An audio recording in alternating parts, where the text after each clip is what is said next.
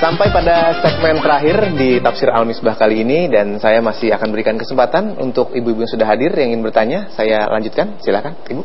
Assalamualaikum warahmatullahi wabarakatuh. Waalaikumsalam warahmatullahi Nama wabarakatuh. saya Ella, saya dari Majelis Taklim Madinah. Saya mau bertanya, apakah mencegah kerusakan itu tugas semua umat manusia atau tugas orang-orang tertentu? Sementara kalau kita perhatikan saat ini banyak sekali ya dari kerusakan alam, terus banyak sekali kezoliman di mana-mana gitu. Dan itu juga banyak dilakukan oleh orang-orang yang mengerti gitu ya, mengerti soal agama dan lain sebagainya. Mungkin itu aja yang mau saya pertanyakan. Terima kasih. Terima kasih. Assalamualaikum warahmatullahi wabarakatuh. Ada ayat Al-Quran bunyinya waltakum minkum ummatun yad'una ilal khair dan seterusnya. Ayat ini diperselisihkan maknanya. Kata minkum itu diperselisihkan maknanya. Hendaklah ada sekelompok dari kamu yang mengajak kepada kebaikan dan mencegah kepada kemungkaran. Dia katakan sekelompok. Ada yang mengartikannya bukan sekelompok, hendaklah kamu semua.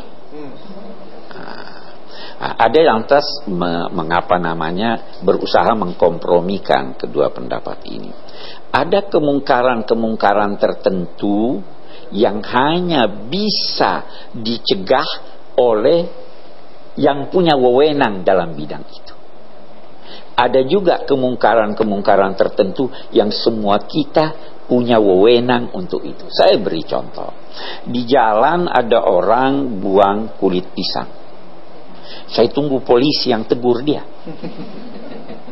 Tidak. Anda yang lihat, Anda tegur. Semua kita berkewajiban sesuai kapasitas kita, sesuai kemampuan kita. Tapi ada orang, ada pencuri ditangkap. Anda yang mau jatuhi hukuman terhadap dia? Ada yang berwenang. Karena kalau Anda menjatuhi hukuman terhadap sedang Anda tidak punya wewenang, bisa terjadi chaos, bisa terjadi kekacauan.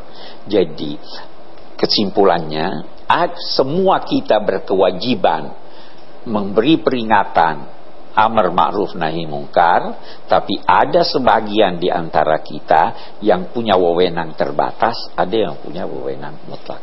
Ya, saya kira. Terima kasih Pak Quraisy, cukup jelas Ibu ya. Pak Quraisy, kita bisa masuk pada kesimpulan? Mencerahkan sekali tadi apa yang Pak Quraisy jelaskan. Apa tadi? Kita tadi ayat berapa tadi? Ayat 116. Oke. Jangan melakukan suatu aktivitas yang mengakibatkan hilang atau berkurangnya nilai atau manfaat sesuatu, karena yang demikian itu adalah pengrusakan di bumi. Melakukan aktivitas ini sudah bagus, Anda lakukan aktivitas sehingga kurang nilainya. Jangan melakukan itu. Manusia pada dasarnya udah baik, antara manusia baik. Jangan melakukan aktivitas sehingga dia bermusuhan. Bawa gosip, bawa ini, jangan. Ya kan? Demikian seterusnya. Memelihara sesuatu sehingga utuh nilai dan manfaatnya, lebih-lebih jika menambah nilai atau manfaatnya, adalah anjuran agama yang dinamainya amal soleh. Memelihara, ini kursi sudah bagus, dipelihara baik-baik, amal soleh itu. Mau lebih bagus lagi, tambah nilai. Wah, ini kurang, ini belakangnya kurang, ini saya tambah. Semua. Allah tidak membinasakan suatu negeri karena penduduknya kafir.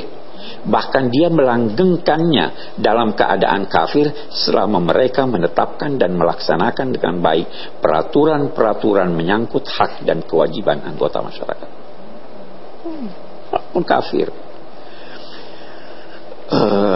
Walaupun untuk itu mereka harus membayar mahal berupa kesengsaraan dan kepedihan batin, Allah subhanahu wa ta'ala baru membinasakan mereka jika mereka membuat kezaliman, penindasan dan penganiayaan, walaupun itu dalam masyarakat muslim. Allah tidak menghendaki untuk menjadikan manusia semua sejak dahulu hingga kini satu umat saja. Kalau dia mau kita semua Islam.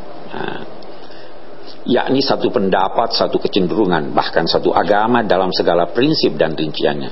Karena jika Allah Subhanahu wa ta'ala menghendaki yang demikian, Dia tidak akan memberi manusia kebebasan memilah dan memilih, termasuk kebebasan memilih agama dan kepercayaan. Kita diberi, siapa yang mau beriman silakan beriman, siapa yang mau kafir, kan itu diberi kebebasan kita. Kalau Tuhan mau, ini dicabut, ini otak kita dijadikan kayak benda mati, ini tidak punya pikiran. Oke. Perbedaan ada dua macam. Pertama yang tidak dapat dihindari, yaitu ciri dan tabiat manusia, lingkungan dan perkembangan ilmu, yang pada gilirannya menimbulkan perbedaan-perbedaan dalam banyak hal. Ini dikehendaki Allah dan dibutuhkan manusia dalam rangka memakmurkan bumi.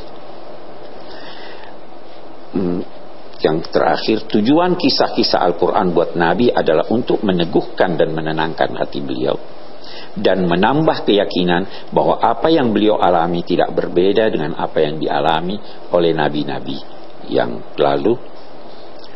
Karena seperti itulah sunnatullah, kebiasaan-kebiasaan yang berlaku bagi seluruh nabi dan umat. Ini pada gilirannya akan mengantar beliau lebih bersabar menghadapi gangguan dan akan semakin yakin bahwa pada akhirnya sukses akan beliau raih. Umatnya juga harus begitu. Kita harus berjuang terus, jangan pernah putus asa. Saya kira itu. Terima kasih Pak Quraish, 1 jam kita sudah bersama.